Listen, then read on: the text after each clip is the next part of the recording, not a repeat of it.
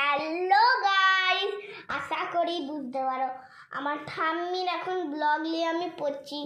এখন কতগুলো ব্লগ নিয়ে পড়ছি, এখন আমার মাথা খারাপ হয়ে যাচ্ছে। আমার ঠাম্মির নাম জানো তো? বলতে আমার ঠাম্মির নাম জানো তো?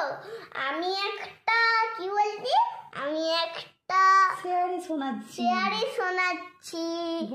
মর্তর তোলায় গোল গোল ডাটা হাঙে না, ওই পাড়ার শাশুড়িটা বৌমা চেনে না।